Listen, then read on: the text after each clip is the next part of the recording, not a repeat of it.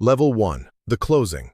The smell hits you first. That specific, unrepeatable smell, fresh paint and new carpet, and something faintly chemical underneath it, something that smells oddly like permanence. You are standing in the foyer of a 2,400 square foot colonial in a development the builder named after a tree that no longer grows on the property, and the realtor has stepped outside to take a call, which both of you understand means the keys are already yours. You just haven't held them yet. You are 28 years old. You have a job that pays real money for the first time in your life. Not life-changing money. Not never worry again money, but money with commas in it. And after years of watching every dollar twice before spending it once, commas feel like oxygen. The hardwood gleams under your shoes like it was laid for exactly your footsteps. The granite is cool under your hand. Outside the window, the cul-de-sac glitters in the afternoon sun. All fresh asphalt and optimism. And you think, I earned this. Not just the down payment, this moment. This specific version of yourself standing in this entryway. You earned the right to want something beautiful and go get it. The realtor comes back. Inside her folder is a number, $2,840 a month, 30 years, 7.1% APR on a $415,000 home, right at the national average for 2024, though she doesn't mention that part. She says the payment like a fact of nature, like weather, unavoidable. You sign, and for the first 15 minutes after the wire cleared, walking the empty rooms, your footsteps echoing off walls that are now somehow yours, you feel something you have been chasing your entire life without knowing you were chasing it. You feel like somebody. Here's what nobody tells you about that feeling. It has an expiration date, and the billing cycle starts immediately. Level 2. The show. Within a week, everyone knows about the house. Not because you announced it. You didn't have to. You hosted your friend Elias and a few others on a Saturday afternoon, and the energy in the living room shifted the way energy shifts when something new enters the room. 3 people walked the upstairs without speaking. Your cousin opened every closet twice. Your mother, who has never once cared about real estate, asked you to drive her over after church on Sunday, and she walked the kitchen with a posture that was just slightly more upright than usual. You understand, without anyone saying it out loud, that the house has done something social that you couldn't accomplish alone. It has made you legible to people in a language everyone already speaks. Status, arrival, proof. So you lean into it casually. You host the next gathering. You leave the porch light on a little brighter. When people ask about it at parties, you deflect. It's just a starter home, you say. But you say it in a way that invites them to disagree. They always do. This is the performance. And the performance works. The looks change. The energy changes. A woman you've been trying to impress for 2 years suddenly wants to see the backyard. A coworker who barely acknowledged you starts asking about your neighborhood. Even your father, your quiet, practical, never wastes a word father, runs his hand along the banister one evening in the hallway and says, "Nice place, son." And the way he says it lands somewhere deep in your chest that you don't have a word for yet.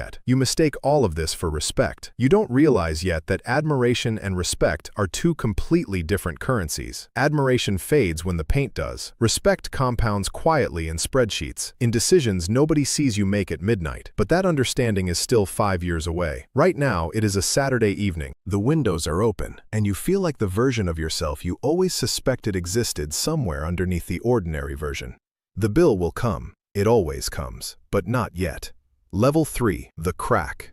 Month 4. The payment comes out on the 1st. You set up autopay because the alternative, watching $2,840 leave your account manually every single month with your own hands, felt like a kind of self-inflicted wound. So now it just disappears quietly without drama, the way slow damage always works. But $2,840 is not what a house costs. You know this now in a way you didn't entirely know when you signed. There's the property tax, $480 a month escrowed because the county doesn't care about your other plans. There's the homeowner's insurance, $190 because a single-family home with a young owner and a wood roof is actuarially speaking a risk the industry prices with cold precision. There's the first repair at month 3, a water heater, something minor, $1,400, and the quiet, dull realization that this house will always need something. It will never be finished, costing you. Add it all up. $2,840 in mortgage, $480 in tax, $190 in insurance, $260 in average monthly maintenance and utilities above what you used to pay. That's $3,770 a month, over $45,000 a year. The National Association of Home Builders puts the true annual cost of homeownership in America at over $17,000 above the mortgage itself for an average home. Yours sits comfortably above that ceiling. The payment was the headline. The rest was fine print nobody read to you out loud. You adjust, you stop eating out, you push back a trip, you tell yourself this is temporary, you'll get a raise, you'll find somewhere to cut, it'll balance out.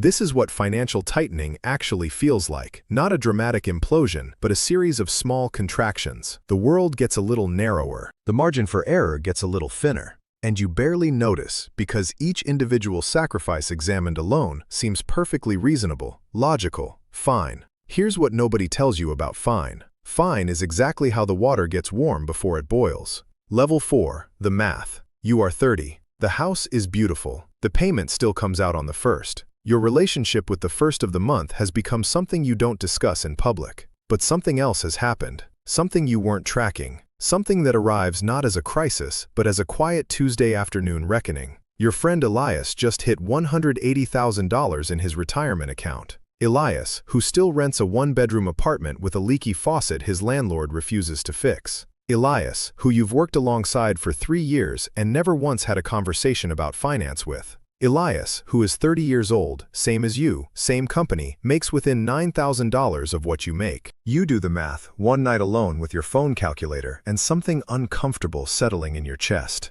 Elias was putting away $2,000 a month, automatic, invisible, an index fund that nobody at any party ever asked him about. No admiring glances, no Saturday afternoon walkthroughs, just a number growing quietly in the background, indifferent to whether anyone noticed. Meanwhile, the house you bought for $415,000 has gained roughly 3% in value in a year, while you paid 7.1% in interest, plus 1% in taxes, plus another 2% in carrying costs. The realtor never mentioned that part. According to Zillow data, after closing costs, maintenance, and interest, the average homeowner needs at least 7 years just to break even on a single-family home. The loan won't care. Here is the number that breaks something in you: $45,000 a year. The real annual cost of this house, 5 years, an S&P 500 index fund at the historical average return of 10% annually. You would be looking at roughly $275,000 by the time you turn 33. $275,000 is not a fantasy. It's freedom. It's a different conversation entirely. It's the version of you who has options instead of obligations. You sit with that number for a long time. The house is dark around you, beautiful, gleaming, completely indifferent to the math you're doing about it. It does not know what it cost you. It does not know about Elias's account. It does not know about any of this. You close the calculator. You don't sell the house. Not yet. Because naming what keeping it is costing you means naming what you've been doing for 2 years. And you are not ready for that particular conversation with yourself. But the crack is open now, and light is getting in whether you invited it or not. Level 5, the wait. Month 52. You sit in the kitchen at 11:52 on a Tuesday night, and you don't go upstairs. Lights off, house quiet, just you in the dark, with the thing you bought to feel like someone.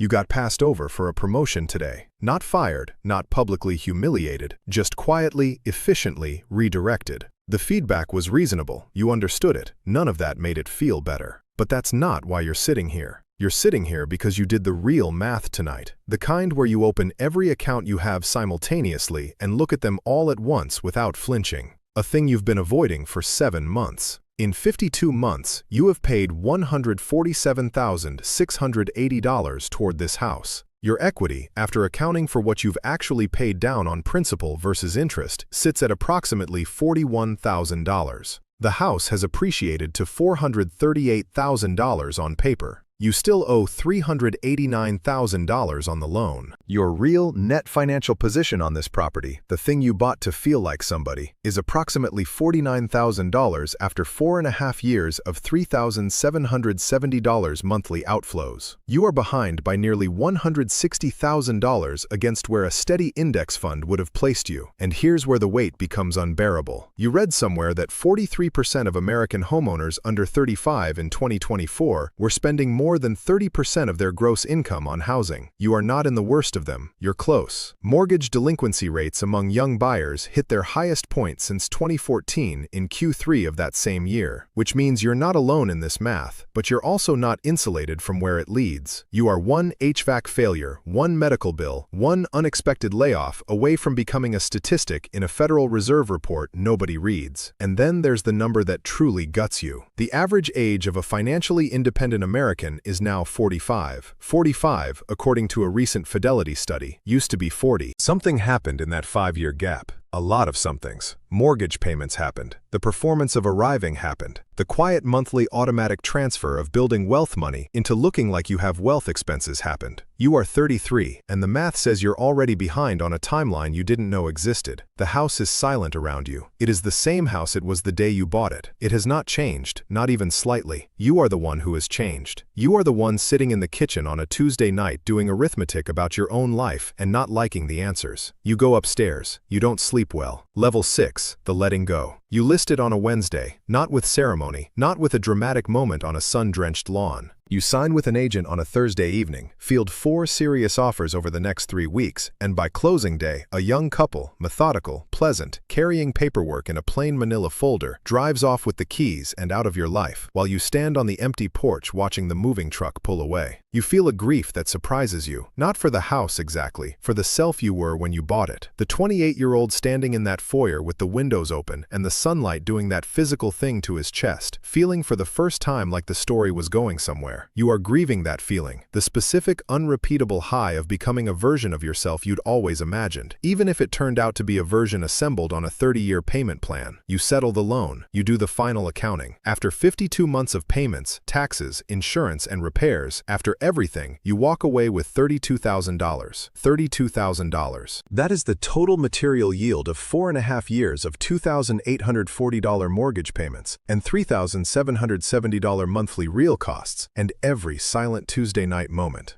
You put the $32,000 in an index fund. You don't tell anyone. And here is the thing that blindsides you. The thing you could not have predicted 2 weeks later, signing a lease on a 1-bedroom apartment that costs $1,400 a month and has a leaky faucet and a small crack in the bathroom tile. You feel something completely unexpected. Lighter. Not happy, not vindicated. Not like you fixed anything or proven anyone wrong. Just lighter. As though a weight you'd carried so long that you'd forgotten it was weight has been quietly, finally, set down. Nobody walks the apartment. Nobody comes over to admire the floor plan. Your cousin doesn't text you asking to see the place, and you sit with that silence. You wait for it to hurt the way you thought it would. It doesn't, which tells you something important, something that cuts right to the center of what the last 5 years were actually about and what you were actually looking for when you walked into that closing at 28 years old.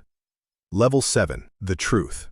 You are 35. Elias has $340,000 in his accounts now. He took a sabbatical last year. 3 months in Lisbon, no permission needed, no asset to manage from a distance, just a passport and a balance that earned more while he was gone than he spent. You met him for coffee last month and felt something complicated that had no single clean name. Pride for him, something sharper for yourself. And underneath both of those, with the clarity that only comes from having lived the math, a complete, unobstructed understanding of what the house actually cost you. Not $415,000, not even the $275,000 in foregone returns, though that number is real and it is worth sitting with. What the house cost you was time. 5 years of financial adolescence, years that in the compound interest economy are the most expensive years you have. Because the years between 28 and 33 don't just cost you money when you spend them wrong. They cost you the money that money was supposed to make. They cost you the future version of yourself who would have had a different set of options. And options, it turns out, are the whole game. Here's what nobody tells you about ego-driven financial decisions. They don't feel like ego at the time. They feel like reward. They feel like self-respect. They feel like, I worked for this. I came from nothing. I finally get to have something permanent. And that feeling, the desire underneath it, the hunger to be seen, to step out of the smallness you started in, that is not a character flaw. That is one of the most human things there is. But the house never actually delivered that. It delivered the performance of it, the suggestion, the temporary rented appearance of having arrived. While the actual arrivals, the equity, the account balance, the compounding net worth, the freedom to say no to things that don't serve you, kept receding further into a future that never quite came.